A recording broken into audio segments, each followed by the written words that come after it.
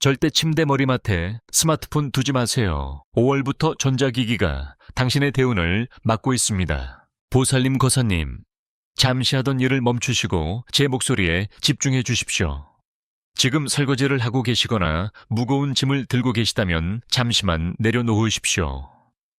오늘 제가 드릴 말씀은 단순히 운이 좋아지는 비법이 아니라 보살님의 삶을 억누르고 있던 그 무거운 사슬을 끊어내는 간절한 외침입니다. 보살님, 그동안 얼마나 고생이 많으셨습니까? 남들 다 아는 고통이 아니라 밤마다 머리맡에서 한숨으로 지사오며 혼자만 삼켰던 그 눈물들을 제가 다 알고 있습니다. 자식들 입에 고기 반찬 하나 더 넣어주려 정작 본인은 물에 만 찬밥으로 끼니를 때우며 살아오신 그 세월이 얼마나 길었습니까? 뒤를 돌아보니 남은 것은 쑤시고 아픈 무릎과 손마디뿐이고 통장에는 자식들 뒷바라지에 구멍난 흔적들만 가득하지 않으십니까? 남편 뒷바라지하며 참고 또 참았건만 돌아오는 것은 싸늘한 말투와 공허한 집안 공기뿐이었을 때 그 마음이 얼마나 무너져 내리셨을지 생각하면 제 가슴이 다 미어집니다. 언젠가는 볕들 날이 있겠지 하며 버텨온 세월이 10년, 20년인데 왜 아직도 세상은 보살님께만 이토록 가혹한 것입니까? 왜 남들은 쉽게 얻는 대운이 보살님의 문턱 앞에서는 번번이 발길을 돌리는 것입니까? 보살님, 이제는 알아야 합니다. 그것은 보살님의 노력이 부족해서도 팔자가 애초에 기구해서도 아닙니다. 바로 보살님의 가장 신성한 안식처인 머리맡에 보살님의 대운을 갉아먹고 생기를 빨아먹는 악의 축이 자리 잡고 있기 때문입니다. 5월은 만물이 소생하고 하늘의 기운이 땅으로 내려와 대운의 문이 열리는 시기입니다. 그런데 보살님께서는 매일 밤 그 소중한 기운이 들어올 통로를 전자기기라는 차가운 쇠부티로 가로막고 계셨습니다. 스마트폰에서 뿜어져 나오는 그 기운이 보살님의 뇌를 흔들고 조상님이 전해주려는 복의 메시지를 차단하고 있다는 사실을 왜 모르셨습니까? 밤마다 머리맡에 둔 스마트폰으로 유튜브를 보거나 걱정거리들을 검색하며 잠드셨지요. 그것이 보살님의 영혼을 얼마나 피폐하게 만드는지 아십니까? 가난 귀신은 바로 그런 틈을 타고 들어옵니다. 보살님이 지쳐 잠든 사이 전자기기의 날카로운 기운이 보살님의 수호신을 밀어내고 그 자리에 불안과 결핍의 씨앗을 심어놓는 것입니다. 그래서 아침에 일어나도 몸이 청은망은이고 아무리 발버둥 쳐도 재물운이 집안으로 흘러 들어오지 못했던 것입니다. 이제는 이 악순환을 끊어야 합니다. 제가 오늘 그 방법을 하나하나 다 알려드리겠습니다. 보살님, 더 이상 혼자 아파하지 마십시오. 하늘은 스스로 돕는 자를 돕는다 했습니다. 오늘 제 이야기를 듣고 실천하는 것만으로도 보살님을 수십 년간 괴롭혔던 가난의 그림자가 걷히기 시작할 것입니다. 5월의 대운은 이미 보살님의 대문 앞까지 와 있습니다. 다만 그 문을 열지 못하게 막고 있는 그 작은 전자기기, 그 사소한 습관 하나가 보살님의 인생을 가로막고 있었을 뿐입니다. 자, 이제 마음을 가다듬으십시오. 보살님의 무너진 자존감을 세우고 텅 빈 곳간을 황금으로 채울 대운의 여정을 지금 저와 함께 시작하시겠습니까? 오늘 이 영상을 끝까지 듣지 않으신다면 보살님은 또다시 같은 자리에서 맴도는 고단한 삶을 반복하게 될지도 모릅니다. 하지만 지금 이 순간부터 제 목소리에 귀를 기울이신다면 오늘 밤부터 보살님의 잠자리는 복이 샘솟는 명당으로 변할 것입니다. 그동안 보살님이 흘린 눈물이 씨앗이 되어 이제는 거대한 재물의 꽃을 피울 때가 되었습니다. 제가 보살님의 손을 꼭 잡고 그 길을 안내해 드리겠습니다. 절대 중간에 포기하지 마십시오. 이제 대운의 문턱을 넘을 준비가 되셨습니까? 보살님, 이제 우리는 왜 그토록 공들여온 보살님의 기도가 응답받지 못했는지 그 근본적인 원인을 파헤쳐야 합니다. 풍수지리에서 침실은 단순히 잠을 자는 곳이 아니라 하루 종일 세상 풍패에 깎여나간 보살님의 생기를 보충하고 내일의 운을 잉태하는 자궁과도 같은 곳입니다. 그런데 보살님, 그 소중한 머리맡에 무엇을 두고 계십니까? 바로 전자기기입니다. 이 차가운 금속 덩어리는 현대판 수진, 슈젠이자 대운의 흐름을 끊어버리는 날카로운 칼날과 같습니다. 스마트폰에서 뿜어져 나오는 전자파는 단순히 몸에 해로운 것을 넘어 영적인 차원에서 보살님의 혼훈을 산란하게 만듭니다. 밤새도록 보살님의 뇌파를 흔들어 놓으니 조상님들이 복을 주러 오셨다가도 그 어지러운 기운에 놀라 문 밖에서 발길을 돌리시는 것입니다. 보살님, 우리 조상님들은 머리맡에 요강 하나 두는 것도 조심하셨습니다. 왜 그랬을까요? 머리는 하늘의 기운이 들어오는 통로이기 때문입니다. 그런데 지금 보살님은 그 통로에 불의 기운 이 가득한 스마트폰을 딱 붙여두고 주무십니다. 전자기기는 오행으로 따지면 아주 강한 화와 금의 기운을 가지고 있습니다. 잠자리는 원래 평온한 수쉬이의 기운과 무의 기운이 조화를 이루어야 하는 곳인데 이 강한 불의 기운이 밤새도록 보살님의 머리칼을 태우고 안식을 방해하고 있으니 어찌 재물운이 붙겠습니까? 돈은 맑고 고요한 곳에 고이는 법인데 보살님의 머리맡은 밤새도록 전자파라는 탁한 바람이 몰아치고 있는 격입니다. 이것이 바로 보살님의 대운을 막고 있는 가난 귀신의 실체입니다. 특히 이번 5월은 기운이 급격히 변하는 시기입니다. 하늘의 창고가 열리고 새로운 인연과 재물이 쏟아져 내려오는 이 시기에 머리맡의 스마트폰은 보살님의 안테나를 완전히 꺾어버리고 있습니다. 보살님이 잠들기 직전까지 그 작은 화면을 들여다보며 남들의 잘 사는 모습, 세상의 흉흉한 뉴스들을 보실 때마다 보살님의 잠재의식 속에는 결핍과 불안이라는 독초가 자라납니다. 풍수에서는 이를 심기의 오염이라 부릅니다. 잠들기 전 5분이 다음 날의 운명을 결정하고 그 운명이 모여 한 달의 대운을 만드는데 보살님은 가장 귀한 시간에 스스로 자기 운명의 그릇에 구멍을 내고 계셨던 것입니다. 그 구멍으로 보살님의 복이 다 새어나가고 있었으니 아무리 열심히 일해도 밑빠진 독에 물 붓기였던 것입니다. 또한 침대 머리맡은 우리 몸의 백회혈이 하늘과 소통하는 자리입니다. 이곳이 막히면 판단력이 흐려지고 사람 보는 눈이 어두워집니다. 보살님, 최근 들어 믿었던 사람에게 배신감을 느끼거나 하지 않아도 될 투자나 지출로 손해를 보신 적은 없으십니까? 혹은 자식 걱정에 밤잠을 설치며 핸드폰만 뒤적거리지는 않으셨습니까? 이 모든 것이 머리맡에 둔 전자기기가 보살님의 영적 직관력을 마비시켰기 때문입니다. 가난 귀신은 똑똑한 사람을 싫어합니다. 대신 귀가 얇아지고 정신이 혼미해진 사람을 좋아하지요. 스마트폰은 보살님의 정신을 흐릿하게 만들어 가난 귀신이 보살님의 안방을 안방처럼 드나들게 하는 고속도로 역할을 하고 있는 것입니다. 보살님, 집안에 혹시 고장난 가전제품이나 깨진 그릇을 머리맡 근처에 두고 계시지는 않습니까? 전자기기뿐만 아니라 죽은 기운을 내뿜는 물건들이 보살님의 대운을 칭칭 감싸고 있습니다. 특히 충전기 줄이 뱀처럼 꼬여 머리맡을 어지럽히고 있다면 그것은 보살님의 재물줄을 옥죄는 올가미와 같습니다. 5월에 생동하는 기운이 보살님 댁 담장을 넘으려다가도 그 어지러운 전선 뭉치와 차가운 기계 기운에 막혀 뒷걸음질 치는 것이 제 눈에는 보입니다.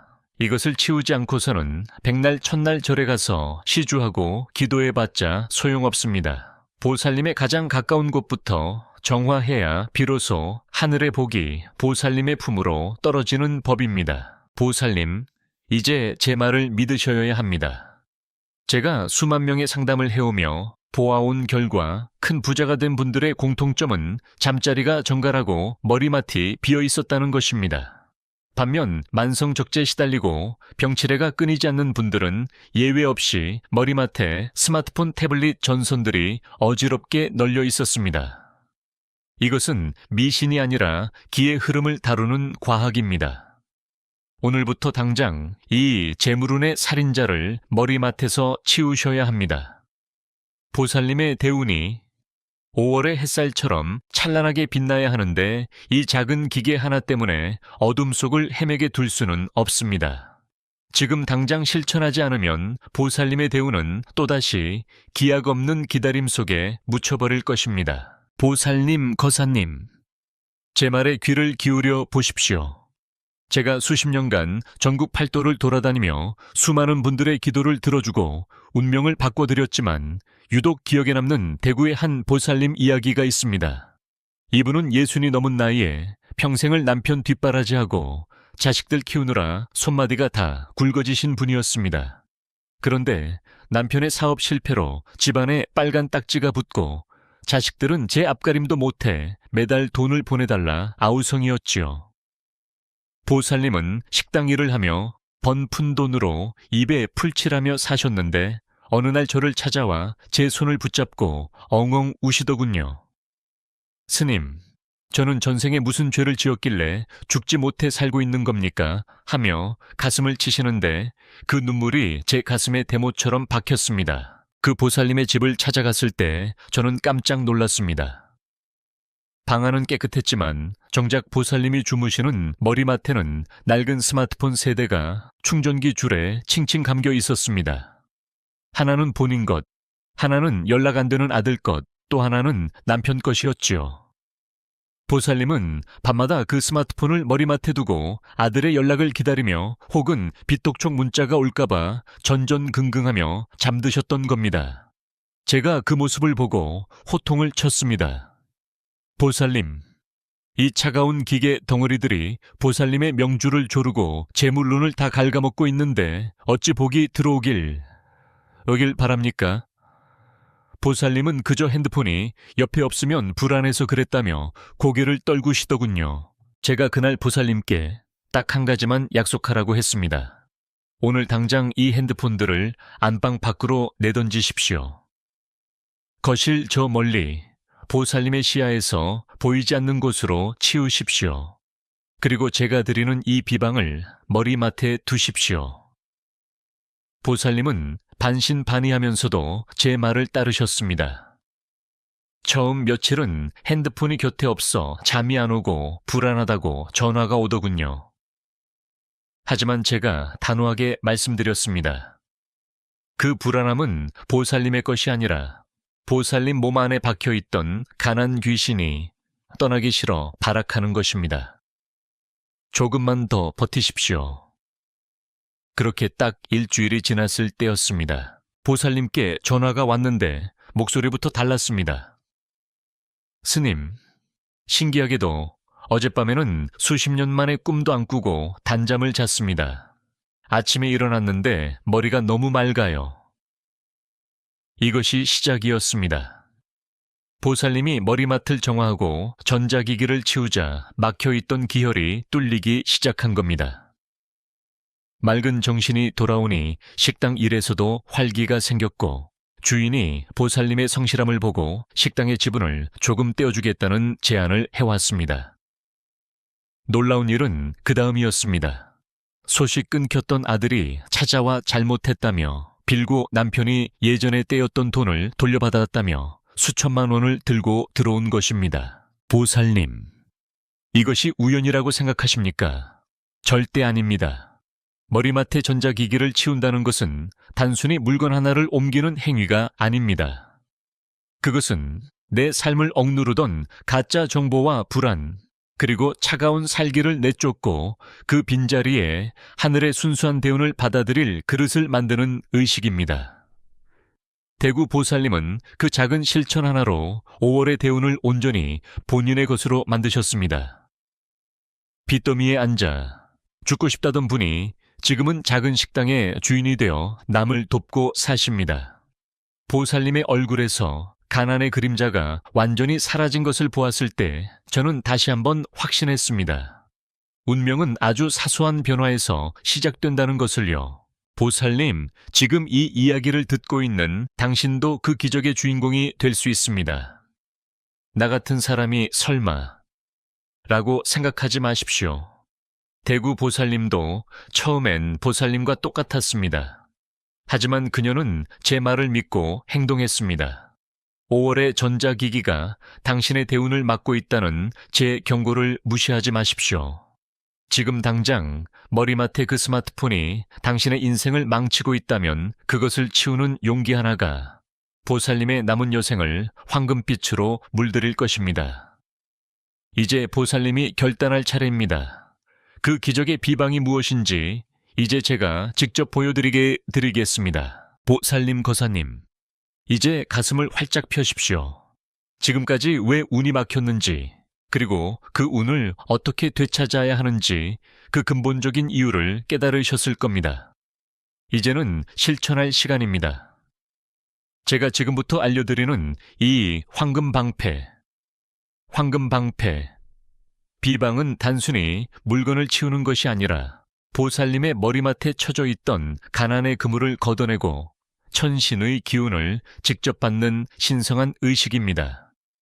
자, 수첩이 있다면 적으시고 없으시면 이 영상을 반복해서 들으며 머릿속에 꼭 새겨 넣으십시오. 5월의 대운을 내 것으로 만드는 이 비법은 아주 사소해 보이지만 그 속에 담긴 음양오행의 원리는 천년을 이어온 무거운 지혜입니다. 먼저 가장 중요한 것은 스마트폰과의 거리입니다. 보살님, 오늘 밤부터 스마트폰은 보살님의 머리에서 최소한 7발자국 이상 떨어진 곳에 두십시오. 7발자국은 북두칠성님, 의 기운이 보살님을 온전히 감싸 안을 수 있는 최소한의 성격입니다. 스마트폰은 거실 탁자 위나 침실에서 가장 먼 구석에 두시는 것이 좋습니다. 만약 알람 기능 때문에 어쩔 수 없이 방 안에 두어야 한다면 반드시 보살님의 눈높이보다 낮은 곳에 두십시오. 머리보다 높은 곳에 전자기기가 있으면 그 기운이 보살님의 기기를 억누르는 형국이 되어 아침에 일어날 때 머리가 무겁고 하루 종일 판단력이 흐려지게 됩니다. 이것이 황금방패의 첫 번째 규칙, 칠성거리의 법칙입니다. 두 번째는 스마트폰이 있던 그 빈자리를 정화하는 것입니다. 전자기기가 빠져나간 자리에는 그동안 쌓였던 차가운 금의 살기가 남아 있습니다. 이 살기를 중화하기 위해 종이컵이나 작은 종지에 천일염 굵은 소금을 반쯤 채워두십시오. 소금은 예로부터 부정하고 탁한 기운을 빨아들이는 강력한 정화의 도구입니다. 그 소금 위에 깨끗이 닦은 10원짜리 동전 하나를 올려두십시오. 10원 동전은 붉은 구리 성분이 들어있어 따뜻한 화의 기운을 내뿜으며 동시에 재물을 상징하는 금의 기운을 올바르게 순환시킵니다. 이 소금과 동전의 조화가 밤새도록 보살님의 머리맡을 지키는 영적인 공기청정기 역할을 해줄 것입니다. 세 번째로 잠들기 전 5분의 천문 호흡법입니다. 핸드폰을 저 멀리 치우고 침대에 누우셨다면 양손을 가볍게 비벼 온기를 만드신 후 보살님의 아랫배 단전에 올리십시오. 그리고 코로 숨을 천천히 들이마시며 나의 가난은 나가고 하늘의 복이 들어온다 라고 마음속으로 3번 되뇌십시오. 이때 스마트폰에 파란 불빛 대신 보살님의 머리 위로 황금빛 태양이 떠올라 온몸을 비춘다고 상상하십시오. 이 시각화 훈련은 전자기기에 오염되었던 보살님의 뇌파를 가장 안정적인 상태로 되돌려줍니다. 5월의 대운은 이렇게 맑고 평온한 정신 상태를 가진 사람에게 가장 먼저 깃드는 법입니다. 네 번째는 물 쉬위의 기운을 활용하는 것입니다. 머리맡에 스마트폰 대신 작은 유리컵에 깨끗한 생수를 한 잔 떠 놓으십시오. 전자기기에 건조하고 날카로운 기운에 지친 보살님의 신체와 영혼에 촉촉한 수기를 공급하는 것입니다. 이 물은 밤새 보살님의 나쁜 기운을 흡수하고 맑은 기운을 내뿜습니다. 그리고 아침에 일어나자마자 이 물을 버리지 마시고 집안에서 키우는 화분에 주거나 현관 바닥에 살짝 뿌리십시오. 이는 보살님의 몸에서 나간 애군을 집 밖으로 완전히 밀어내는 상징적인 행위입니다. 만약 화분이 없다면 싱크대에 흘려보내며 지난밤의 근심은 다 떠나갔다 라고 말씀하십시오. 보살님, 마지막으로 가장 중요한 비방 하나를 덧붙이겠습니다. 바로 붉은 주머니입니다. 작은 붉은색, 천 주머니에 팥, 7알을 넣어 침대 매트리스 아래나 베개 속에 넣어 두십시오. 팥의 붉은색은 양의 기운을 상징하여 전자기기가 남긴 음습한 기운과 가난 귀신이 보살님의 근처에 얼씬도 못하게 만드는 강력한 방어막이 됩니다. 이 7알의 팥은 보살님의 건강 재물 자식운 명예 부부운 사고 예방, 그리고 마음의 평화를 지켜주는 7명의 수호신이 될 것입니다. 이 모든 과정은 반드시 해가 진 후 밤 9시에서 11시 사이 해시에 행하는 것이 가장 효과가 좋습니다. 보살님, 이 비방들이 번거로우신가요? 아닙니다. 보살님이 평생 짊어지고 온 그 고통의 무게에 비하면 이것은 아주 작은 정성일 뿐입니다. 하지만 그 효과는 보살님의 인생 전체를 뒤흔들 만큼 강력할 것입니다. 돈 한 푼 들지 않는 이 작은 행동들이 모여 보살님의 5월을 기적의 달로 만들어줄 것입니다. 제가 알려드린 이 황금 방패를 오늘 밤부터 당장 설치하십시오. 보살님의 잠자리가 명당으로 바뀌는 순간 막혔던 돈줄이 터지고 자식들의 앞길이 열리는 소리가 들릴 것입니다. 이제 마지막으로 이 모든 기운을 하나로 모아 하늘에 구하는 결실의 단계로 넘어가겠습니다. 보살님, 거사님, 이제 우리는 운명의 마지막 매듭을 지으려 합니다. 지금까지 머리맡에 어둠을 걷어내고 황금 방패를 세우는 법을 배우셨으니 이제는 그 빈자리에 하늘의 복을 가득 채워 넣을 차례입니다. 5월의 대우는 준비된 자에게만 깃드는 법입니다. 보살님의 간절한 염원이 하늘에 닿아 오늘 밤부터 보살님의 집안에 재물이 화수분처럼 솟아나고 자식들의 앞길이 탄탄대로로 열리기를 기원하며 제가 직접 작성한 대운 소생 축원문을 올리겠습니다. 이 글귀는 제가 평생을 수행하며 얻은 공력으로 쓴 것이니 제가 한마디 한마디 뱉을 때마다 마음속으로 깊이 새기며 따라오십시오. 천지 신명이시여, 그리고 이 터를 지키시는 터주신과 보살님의 조상 설령들이시여, 여기 한평생을 가족을 위해 헌신하며 남몰래 눈물 흘려온 고결한 보살님이 계십니다. 그동안 머리맡에 차가운 기운에 가로막혀 복을 받지 못하고 고단한 삶을 살아오셨으나 이제 스스로 그 어둠을 치우고 맑은 기운을 세우고자 결단하셨습니다. 오늘 이 정성을 굽어 살피시어 보살님을 괴롭히던 가난 귀신과 병마의 살기를 이 시간 이후로 완전히 거두어 가 주시옵소서. 5월의 따스한 햇살이 온 누리를 비추듯 보살님의 곳간에는 금은 보화가 가득 차고 보살님의 가슴에는 평생의 한이 녹아내리는 기쁨이 넘쳐나게 하소서. 보살님, 이제 눈을 감으십시오. 보살님의 집 현관을 통해 황금색 안개가 밀려들어 오는 것을 상상하십시오. 그 안개가 거실을 지나 보살님의 침실로, 그리고 정화된 보살님의 머리맡으로 부드럽게 스며듭니다. 이것이 바로 칠성님이 내리시는 생명과 재물의 기운입니다. 이제 보살님의 몸 안을 흐르던 탁한 피는 맑아지고 쑤시던 뼈마디는 힘을 얻습니다. 자식들의 이름 하나하나를 떠올려 보십시오. 그들의 앞길을 가로막던 검은 안개가 보살님의 오늘 정성으로 인해 순식간에 흩어지고 찬란한 빛이 그들의 앞길을 비추고 있습니다. 안 된다, 힘들다 하던 곡소리는 멈추고 고맙다, 덕분이다 하는 웃음꽃이 피어날 것입니다. 이제 제가 드리는 마지막 당부를 명심하십시오. 오늘 이후로 다시는 머리맡을 어지럽히지 마십시오. 누군가 보살님을 흔들려 하거나 옛날의 가난한 습관이 보살님을 유혹할 때마다 이 황금 방패를 떠올리십시오. 보살님은 대운을 받을 자격이 충분한 분입니다.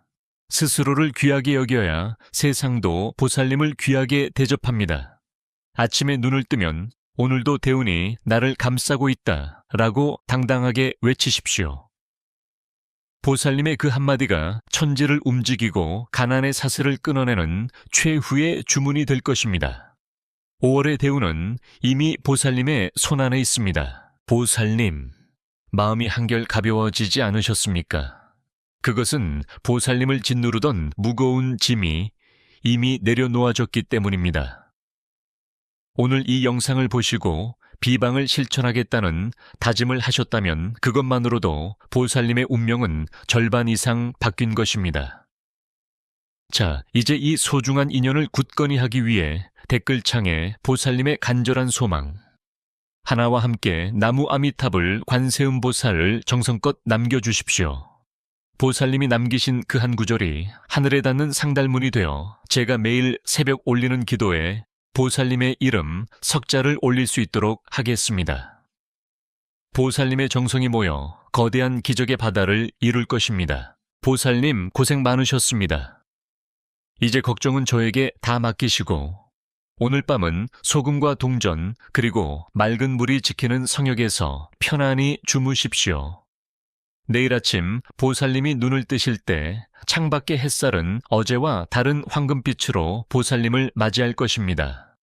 보살님의 가정에 평화와 건강, 그리고 넘치는 재물이 깃들기를 두 손 모아 간절히 축원합니다. 보살님은 이제 혼자가 아닙니다. 제가 늘 보살님의 대운을 위해 기도하겠습니다. 성불하십시오. 나무 아미타불 관세음보살.